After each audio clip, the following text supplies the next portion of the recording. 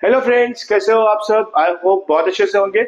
हम आपके लिए क्या है, लेसन नंबर 4 इन्वायरमेंटल मैनेजमेंट। इस लेसन में हम पढ़ेंगे हमारे इन्वायरमेंट को हम कैसे मैनेज कर सकते हैं, लाइफ साइकिल क्या होता है, रिसाइकल, रीयूज, रिड्यूस, कंजर्वेशन, ये सारी चीजों के बारे में हम क्या करने वाले हैं, सीखने वाले हैं। बहुत ही इजी और बहुत ही आसान वे में इस टॉपिक को समझाने वाले हैं और बहुत ही इजी वे में जाने वाला है। और ये वीडियो भी वन शॉट होने वाला है, जिसमें आपको पूरा का पूरा लेसन क्या करेंगे, हम कवर कराएंगे, ताकि आपको कम से कम टाइम में पूरा लेसन क्या हो जाए, समझ में आए। और अगर आप इसको अंडरस्टैंड कर रहे हैं, आपको ये चैनल अच्छा लग रहा है, तो इसे अपने फ्रेंड्स के साथ ज्यादा से ज्यादा बेटा शेयर कर दो।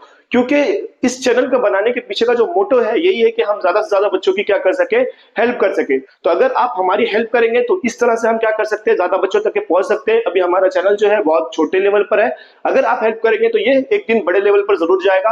और साथ साथ में इससे हमें भी क्या होगा, बेनिफिट होगा और आपको भी बेनिफिट होगा। तो बस मेरी आपसे यही रिक्वेस्ट है कि इस चैनल को ज्यादा से ज्यादा अपने फ्रेंड्स के साथ में शेयर करो। और जो बच्चे न्यू ज्वाइन कर रहे हैं वो इस चैनल को क्या कर ले, सब्सक्राइब करें, बेल आइकन को प्रेस करें और अपने नए फ्रेंड्स के साथ में इस चैनल को शेयर करें। तो चलिए स्टार्ट करते हैं हमारा लेसन नंबर 4, जो कि है हमारा environmental management with the help of Nawab sir. ठीक है।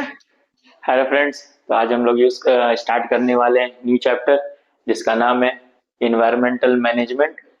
इन्वायरमेंटल मैनेजमेंट चैप्टर नंबर 4 अभी स्टार्ट करने वाले हैं। इससे पहले हम लोगों ने चैप्टर 3 तक कवर किया। आई होप सबको समझ में आया होगा।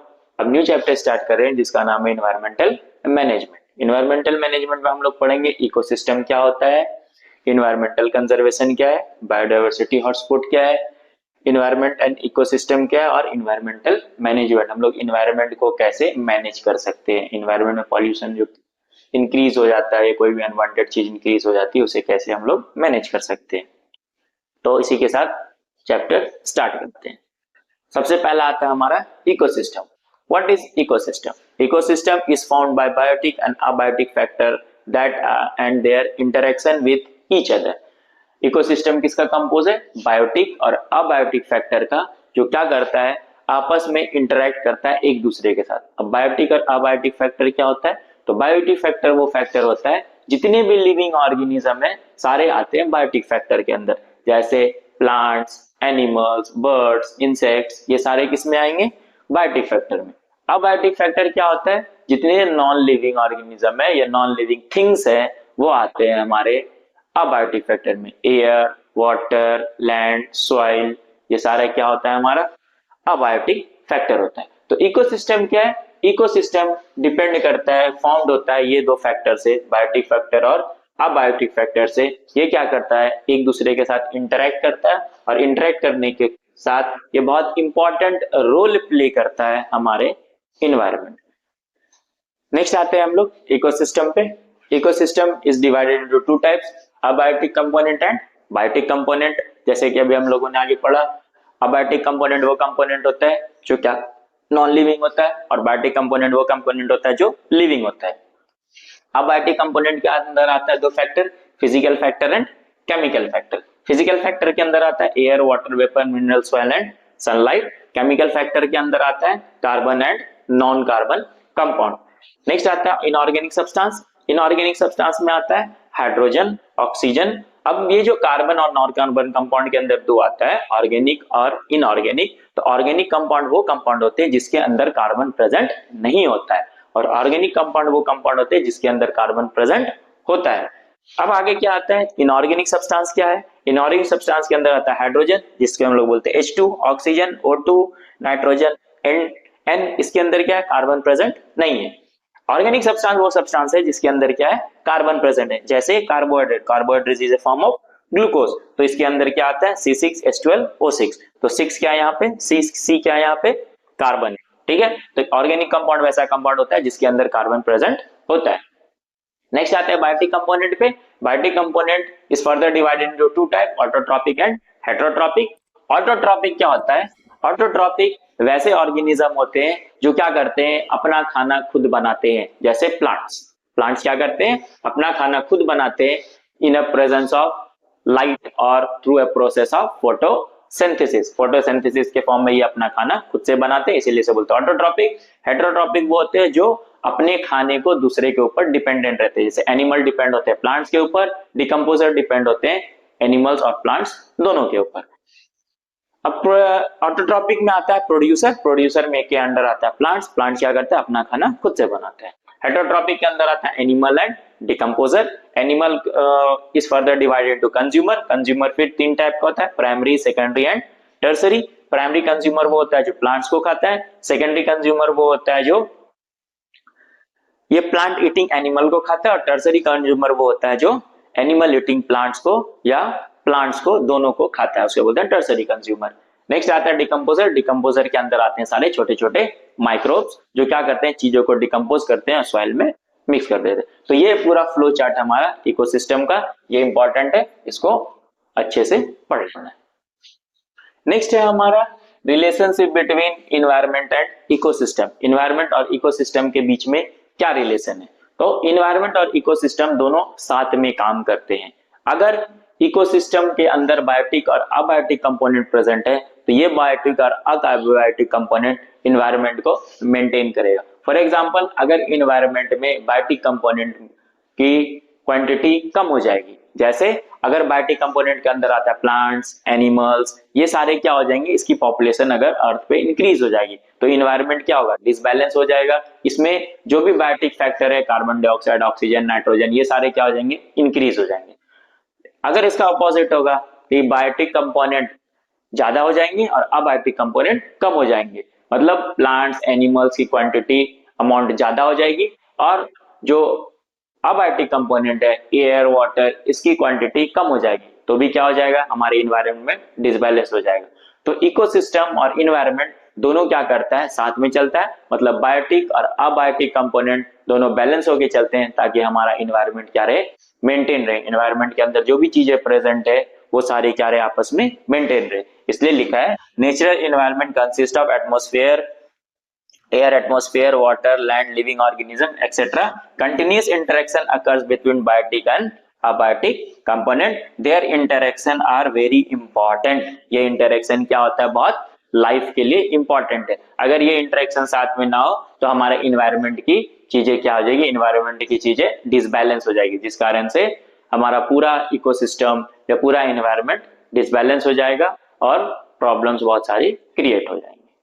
नेक्स्ट टॉपिक है हमारा इन्वायरमेंटल कंजर्वेशन। इन्वायरमेंट को कैसे कंजर्व किया जाता है? तो कंजर्वेशन वर्ड का मतलब होता है किसी भी चीज को प्रोटेक्ट करके रखना। कोई भी चीज हम लोग प्रोटेक्ट करके कैसे रख सकते हैं, जैसे तुम लोगों ने इससे पहले कभी पढ़ा होगा साइंस 1 में या किसी साइंस में कि what is mean by conservation. तो conservation is storing something in a form of energy, किसी एनर्जी के फॉर्म में स्टोर कर सकते हैं। या तुम लोगों ने ऐसा भी पढ़ा होगा conservation of energy, energy can neither be created nor be destroy, it can only be transferred from one form to another। इसको ना क्रिएट कर सकते हैं ना डिस्ट्रॉय कर सकते हैं, सिर्फ एक फॉर्म से दूसरे फॉर्म में ट्रेवल कर सकते हैं। सेम प्रोसेस यहाँ पे इन्वायरमेंट कंजर्वेशन। इन्वायरमेंट कंजर्वेशन में क्या आता है, जितने भी नेचुरल फैक्टर है इन्वायरमेंट के वो क्या करते हैं, आर्टिफिशियल पॉल्यूटेड फैक्टर को हार्म करते हैं। नेचुरल फैक्टर क्या करते हैं, आर्टिफिशियल पॉल्यूटेड फैक्टर जो हमारे में आ जाती है इन्वायरमेंट में, वो क्या करता है, नेचुरल फैक्टर को डिस्ट्रॉय करने लगता है धीरे धीरे। जैसे अगर पॉल्यूशन क्रिएट हो जाती है तो पॉल्यूशन क्या करता है, हमारे नेचर को, इन्वायरमेंट को डिसबैलेंस करता है, जिस कारण से हमें क्या करना है, अपने इन्वायरमेंट को बचाना है। तो बचाना है मतलब इन्वायरमेंट को अपने कंजर्व करना है थ्रू वेरियस प्रोसेस। आगे देखो फैक्टर अफेक्टिंग एनवायरनमेंट। कौन कौन से फैक्टर ऐसे हैं जो हमारे एनवायरनमेंट को अफेक्ट करते हैं? सबसे पहला आता है नेचुरल फैक्टर, दूसरा आता है मैनमेड फैक्टर। नेचुरल फैक्टर क्या है, जो नेचर के हिसाब से आए, और मैनमेड फैक्टर जो ह्यूमन बीइंग्स क्रिएट करे। नेचुरल फैक्टर में आ गया हमारा अर्थक्वेक, वोल्केनो, फ्लड, ये सारा क्या है, हमारे एनवायरनमेंट को डिसबैलेंस कर देता है, पॉल्यूट कर देता है।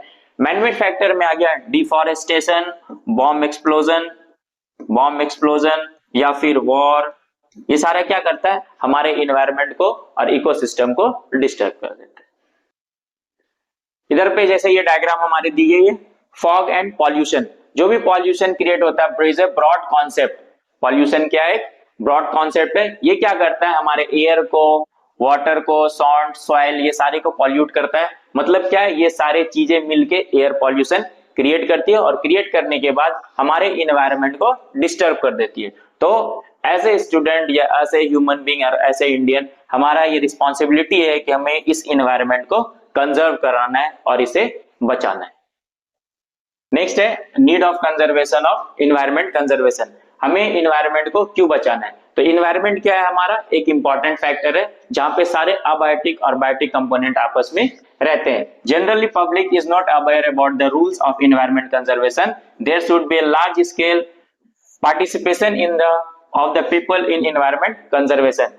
इन्वायरमेंट को बचाने का जो फैक्टर है वो बहुत सारे लोगों को पता नहीं है। बहुत सारे लोग क्या करते हैं, पॉल्यूशन क्रिएट करते हैं और हमारे इन्वायरमेंट के बारे में सोचते नहीं है। अगर ये इन्वायरमेंट धीरे धीरे धीरे खराब होता रहेगा तो क्या होगा, बहुत सारे पॉल्यूशन इंक्रीज हो जाएंगे और इंक्रीज होने के कारण अर्थ पे ग्लोबल वार्मिंग आएगी और जितने भी एनिमल्स प्लांट है ये सारे डेथ हो जाएंगे, जिस कारण से हमारा इकोसिस्टम पूरा खराब हो जाएगा।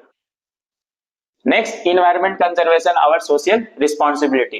एज ए स्टूडेंट आप अपने इन्वायरमेंट को कैसे बचा सकते हैं, आपकी क्या रिस्पॉन्सिबिलिटी है, या फिर as a social as a human being on this earth हमारे इन्वायरमेंट को कैसे बचाना है। तो हमारा क्या है, earth long after formation of earth, हमारा अर्थ क्या है, बहुत लॉन्ग टाइम से फॉर्म हुआ है। फॉर्म होने के बाद यहाँ पे human beings prove itself as superior as compare to the other animal. जो ह्यूमन बीइंग है उसने क्या किया है, अपने आप को बहुत ज्यादा सुपीरियर कंसीडर किया है और सुपीरियर कंसीडर करने के कारण यहाँ पे जितने भी फैक्टर में प्रॉब्लम इंक्रीज होते हैं ये सारे ह्यूमंस के कारण ही होते हैं। ह्यूमंस क्या करते हैं, अपने फायदे के लिए डिफॉरेस्टेशन कर देते हैं, अपने फायदे के लिए एक्सप्लोजन कर देते हैं, अपने फायदे के लिए बहुत सारे एनिमल्स को किल कर देते हैं, जिस कारण से क्या होता है, हमारा इकोसिस्टम और हमारा इन्वायरमेंट धीरे धीरे धीरे खराब होने लगता है, जिस कारण से जो भी ह्यूमन बीइंग्स या एनिमल्स वहां पे रहते हैं उनको प्रॉब्लम हो जाती है। तो ऐसे ह्यूमन बीइंग और ऐसे स्टूडेंट हमारी रिस्पॉन्सिबिलिटी है कि हम अपने इन्वायरमेंट को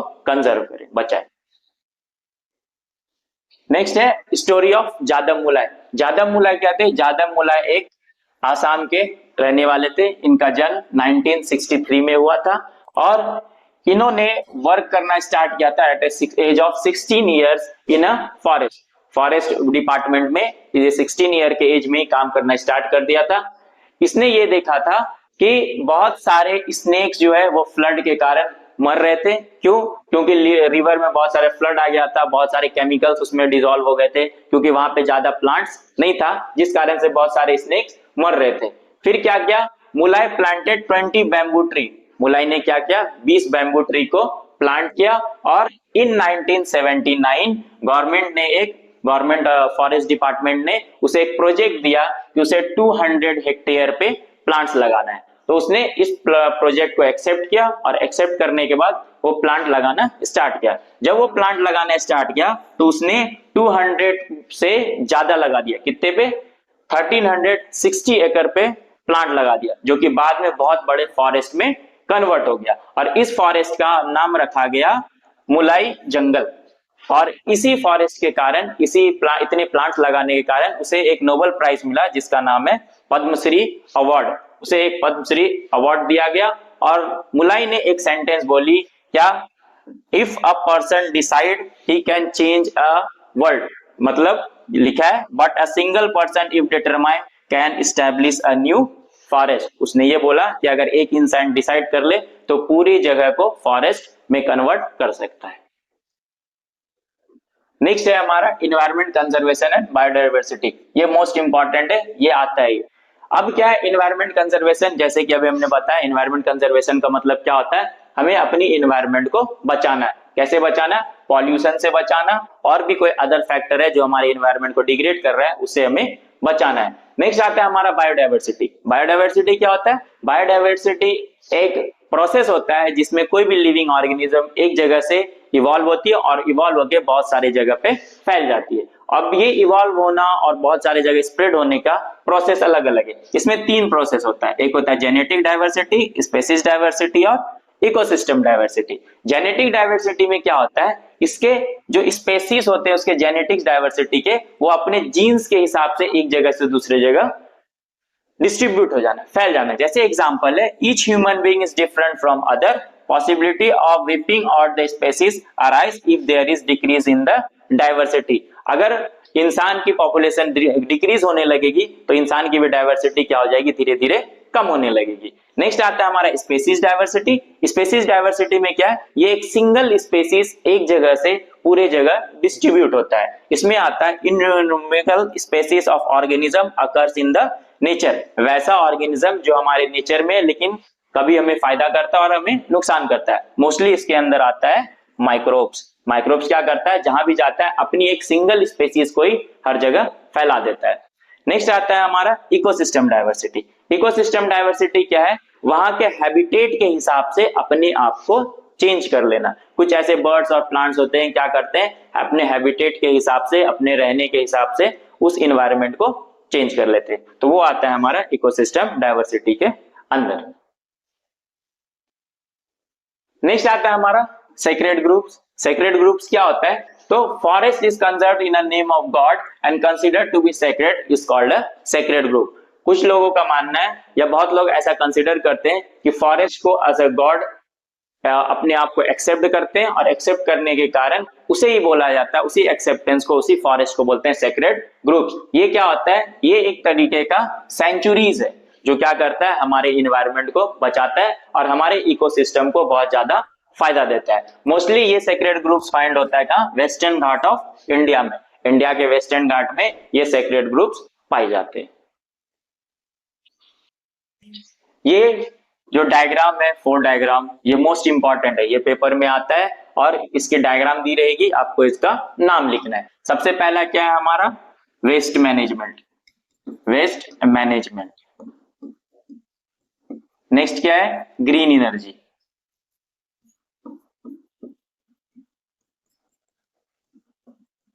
नेक्स्ट क्या है हमारा, रिसाइकिल। Next save water. ये 4 डायग्राम जो है ये मोस्ट इंपॉर्टेंट है और ये पेपर में आते हैं। पहला है वेस्ट मैनेजमेंट, फिर green energy, recycle and save water. My role in environment, हमारा और आपका क्या रोल है इन्वायरमेंट में। तो सबसे पहला रोल क्या है हमारा, कंजर्वेशन। इन्वायरमेंट को कैसे हम लोगों को कंजर्व करना है, पॉल्यूशन होने से बचाना है। दूसरा है कंट्रोल, कि कोई भी चीज अगर एक्सेस में इंक्रीज कर रही है, बायोटिक फैक्टर और या अबायोटिक फैक्टर, उसे हम लोगों को कैसे कंट्रोल करना है, और अगर वो कोई हार्म कर रहा है तो उस हार्म को कैसे स्टॉप करना है, बचाना है। नेक्स्ट आता है प्रोडक्शन। प्रोडक्शन में क्या होता है, वैसी चीज जो इन्वायरमेंट को हार्म कर रही है या वैसा चीज जो इन्वायरमेंट को बहुत ज्यादा नुकसान पहुंचा रही है, तो उसको बचाने के लिए हम लोग कोई न्यू चीज का प्रोडक्शन कर सकते हैं जिस कारण से वो इन्वायरमेंट बची रहेगी। नेक्स्ट आता है प्रिजर्वेशन। प्रिजर्वेशन में जैसे अभी हम लोगों ने ऊपर पढ़ा, save water, recycle, green energy, वो सारा क्या आएगा, प्रिजर्वेशन के अंदर आएगा, जिसमें जो भी फर्दर लॉस अगर होने वाली इन्वायरमेंट की, उससे बच जाएगा। नेक्स्ट अदर आता है प्रिवेंशन। प्रिवेंशन मतलब प्रोटेक्शन, क्या क्या हमें क्योर लेना है ताकि इन्वायरमेंट हमारा डिस्ट्रॉय ना हो। तो उसके लिए हमें क्या करना है, जो भी इन्वायरमेंट को डिस्ट्रॉय कर रहा है उसे रोकना है और न्यू प्लांट्स को ग्रो करने हैं। दूसरा क्या है इसमें, वैसे फैक्टर जैसे पॉल्यूशन क्रिएट हो रहा है या फैक्ट्रीज पॉल्यूशन क्रिएट करिए, उस फैक्ट्रीज में हम लोगों को पॉल्यूशन को कंट्रोल करना है। नेक्स्ट आता है अवेयरनेस। अवेयरनेस में लोगों को क्या करना है, एजुकेट करना है, पॉल्यूशन क्या हो रहा है, कैसे हो रहा है, उसके बारे में बताना है, इन्वायरमेंट को कैसे बचाना है उसके बारे में बताना है, ऑर्गेनाइजेशन बनाना है हमें, और पार्टिसिपेशन करना है किसी भी पॉल्यूशन कंट्रोल में और इन्वायरमेंट कंजर्वेशन। नेक्स्ट आता है हमारा हॉटस्पॉट ऑफ बायोडायवर्सिटी। हॉटस्पॉट वो स्पेस है जहां पे क्या है, बहुत सारे स्पेसीज पाए जाते हैं, और वो स्पेसीज में से कुछ स्पेसीज ऐसे हैं जो क्या है, उनकी लाइफ डेंजर में और धीरे धीरे वो एक्सटिंक्ट हो रहे हैं। अभी तक में 34 हाईली सेंसिटिव बायोडायवर्सिटी स्पॉट्स हमारे पूरे अर्थ पे पाए गए, जिसमें से क्या है हमारा 15.7 area of earth and 86 of sensitive area already destroy. अभी तक में क्या हुआ है, 86% टोटली हमारे अर्थ पे अभी तक में डिस्ट्रॉय हो चुका है, और भी बहुत सारे ऐसे हॉटस्पॉट है जो अभी डिस्ट्रॉय होने के पॉइंट पे आ गए हैं। इसमें 135 species of animal, 85 species of plants और बहुत सारे स्पेसीज अभी तक यहाँ पे डिस्ट्रॉय हो गए, और कुछ स्पेसीज अभी तक है जो हमारे बचे हुए हैं, और वो एंडेमिक में है। एंडेमिक में मतलब है कि वो डिस्ट्रॉय होने के पॉइंट पे आ गए। नेक्स्ट आता है क्लासिफिकेशन ऑफ थ्रेटेंड स्पेसीज। अब ये थ्रेटेंड स्पेसीज क्या है, वैसे स्पेसीज जो हमारे अर्थ पे पहले प्रेजेंट थे, लेकिन अभी क्या है, उसकी नंबर बहुत कम हो गई, बहुत रेयर फाइंड होते हैं, अब हमारे अर्थ पे प्रेजेंट नहीं है। जिसमें से सबसे पहला आता है इंडेंजर्ड स्पेसीज। वैसे स्पेसीज जो अभी क्या है, मरने के पॉइंट पे या धीरे धीरे खत्म हो रहे हैं, उसकी पॉपुलेशन बहुत कम हो गई है। इसमें क्या क्या है, इसमें आते हैं हम लोग लायन टेल्ड मंकी, ये है लायन टेल्ड मंकी और दूसरा लेजर फ्लोरिकन। ये क्या है, ये ऐसे एनिमल्स है जो हमारे अर्थ पे बहुत कम बचे हैं, 1 और 2 स्पेसीज इसके बचे, बाकी सब डिस्ट्रॉय हो गए। नेक्स्ट आता है हमारा रेयर स्पेसीज। रेयर स्पेसीज वो स्पेसीज है जो हमारे अर्थ पे शायद ही कहीं कहीं पाया जाता है। पहले ये हमारे अर्थ पे बहुत ज्यादा था, धीरे धीरे क्या हो गए, ये डिक्लाइन हो गए। डिक्लाइन मतलब धीरे धीरे इनकी पॉपुलेशन खत्म हो गई, इन्वायरमेंट चेंज होने की वजह से, इन्वायरमेंट इकोसिस्टम चेंज होने की वजह से इसकी पॉपुलेशन कम हो गई। जिसमें आता है सबसे example important red panda. Red panda क्या है, ये रेड पांडा क्या है, धीरे धीरे धीरे हमारे अर्थ पे डिस्ट्रॉय हो गए, डिक्लाइन हो गए, इसकी स्पेसीज अब कहीं देखने को मिलता ही नहीं है। नेक्स्ट आता है वर्नरेबल स्पेसीज। वर्नरेबल स्पेसीज वो स्पेसीज है जो क्या हमारे अर्थ पे प्रेजेंट तो है लेकिन पहले जितना प्रेजेंट था उतना नहीं है। अब क्या उसकी पॉपुलेशन कम हो गई है और आने वाले टाइम में ये पूरी तरीके से डिक्लाइन हो जाएगा। जैसे मोस्ट एग्जांपल है हमारा टाइगर एंड लायन। हमारे अर्थ पे पूरे अर्थ में बहुत कम लायन और टाइगर बचे हैं। क्यों? क्योंकि लोग डिफॉरेस्टेशन कर रहे हैं, जिस कारण से उनको इन्वायरमेंट नहीं मिल रहा है और वो धीरे धीरे उनकी डेथ हो जा रही है। नेक्स्ट आता है इंटरमीडिएट स्पेसीज। इंटरमीडिएट स्पेसीज वो स्पेसीज है जो क्या करता है, दो स्पेसीज के बीच में लिंक जोड़ता है। जैसे इसमें आता है जायंट स्क्वायरल। जायंट स्क्वायरल क्या करता है, ये अपनी बिहेवियर के वजह से हमारे इन्वायरमेंट में बचा हुआ है, नहीं तो अगर ये बिहेवियर के वजह से अपने आप को प्रोटेक्ट करके नहीं रखेगा तो धीरे धीरे इसकी भी स्पेसीज क्या हो जाएगी, खत्म हो जाएगी। ये एमसीक्यूज में आपके आ सकता है कि world diversity day, world biodiversity day कब मनाते हैं? तो 22 मई को हम लोग वर्ल्ड बायोडायवर्सिटी डे मनाते हैं। तो स्टूडेंट्स, यहाँ पर हमारा जो पार्ट है वो क्या हो रहा है, कंप्लीट हो रहा है। आई होप ये वन शॉट का वीडियो आपको बहुत अच्छे से समझ में आया होगा। अगर ये आपको समझ में आया है तो इस वीडियो को ज्यादा से ज्यादा शेयर कर दो बंदों के साथ में। जितने भी आपके फ्रेंड्स होंगे जो 10th में है अभी और उनकी स्टडीज नहीं हुई है, ये चैनल को उनके साथ में शेयर कर दो।